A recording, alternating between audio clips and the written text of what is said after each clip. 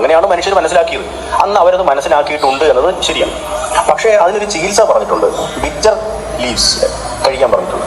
എന്ന് വെച്ചാൽ കയ്പുള്ള ഇലകൾ കഴിക്കാൻ പറഞ്ഞിട്ടുണ്ട്. എന്തിനാ കയ്പുള്ള ഇല കഴിക്കുന്നത്? നിങ്ങളുടെ ശരീരത്തിൽ മധുരം കൂടുതലാണ്, അതാണ് ഈ മൂത്രത്തിൽ കൂടെ പോകുന്നത്. മധുരം കൂടുതലാണെങ്കിൽ കയ്പ് കൂട്ടി കഴിക്കുക. അപ്പോൾ നമ്മുടെ ഇന്നത്തെ ഒരു അണ്ടർസ്റ്റാൻഡിങ് വെച്ച് നമുക്ക് വളരെ ബാലിശമായി അത് തോന്നും. അന്ന് അത്രേ അറിയുമായിരുന്നുള്ളൂ. ഫസ്റ്റ് തിങ് ഇസ്, നമ്മൾ മധുരവും കയ്പും ഒരുമിച്ച് നമ്മളെപ്പോഴും ഓപ്പോസിറ്റായിട്ട് കാണാറില്ല. പൈത്തികമാരി കണ്ടീഷന് രണ്ടും കൊടുക്കാറുണ്ട്.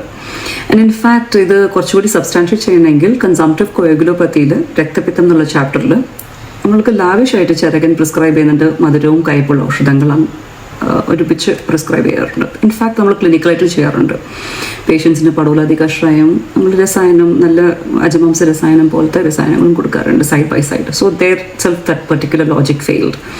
ആൻഡ് അഗൈൻ ഈ ഡോക്ടർ പറയുന്നത് ഉറുമ്പിന് മധുരമുള്ളതുകൊണ്ട് ഇവിടെ ഉറുമ്പ് അരിച്ച് വന്നത് അല്ല, അങ്ങനെയല്ല, ശ്ലോകത്തിൽ പറയുന്ന പോലെയൊന്നും അല്ല, ചിറകൻ നക്കി നോക്കി തന്നെയാണെന്ന് കൺഫേം ചെയ്ത് ഡോക്ടർ പറയുന്നുണ്ട്. അപ്പോൾ ഇവിടെ 2-3 സപ്പോസിഷൻസ് എന്ന് വെച്ചിട്ടുണ്ടെങ്കിൽ ഉറുമ്പ് മധുരത്തിന് വേണ്ടിയിട്ട് വന്നതാണെന്നുള്ള സപ്പോസിഷൻ അവിടെ അങ്ങനെ ഒരിക്കലും നമ്മുടെ ശ്ലോകത്തിൽ പറയുന്നില്ല. ട്രാൻസ്ലേഷൻസ് ഒക്കെ ഉണ്ടാവും, പക്ഷെ ഒരിക്കലും ശ്ലോകത്തിൽ അങ്ങനെ പറയുന്നില്ല. അതിന് കാരണമുണ്ട്.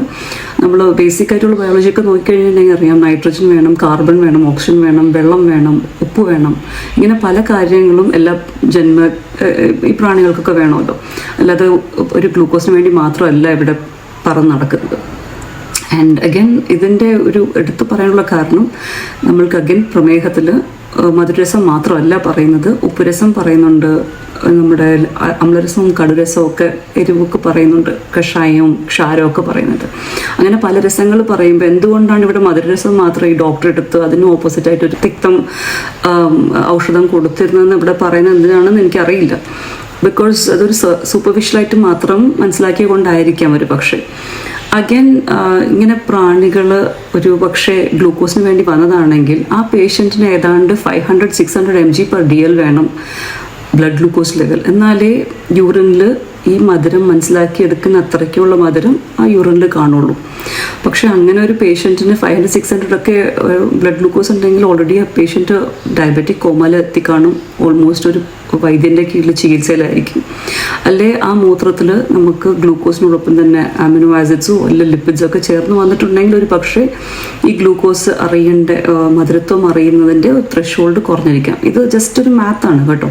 നമ്മൾ ഓസ്മോലാലിറ്റി കാൽക്കുലേറ്റ് ചെയ്യുന്ന പോലെ ജസ്റ്റ് നമുക്ക് അവരുടെ ഫീഡിങ് ത്രെഷോൾഡ് വെച്ച് നമുക്ക് നോക്കിയാൽ മതി. ഇനി ഈ ഡോക്ടർ പറഞ്ഞത് തന്നെ നമ്മളൊന്നുകൂടി ശരിക്കും എടുത്ത് വായിച്ചു കഴിഞ്ഞാൽ അറിയാം, ഇവിടെ ചരകനും സുശ്രുതനും അങ്ങനെയാണ് ത്യാഗം സഹിച്ച് മൂത്രം നക്കി നോക്കിയിട്ട് തന്നെയാണ് വൈദ്യ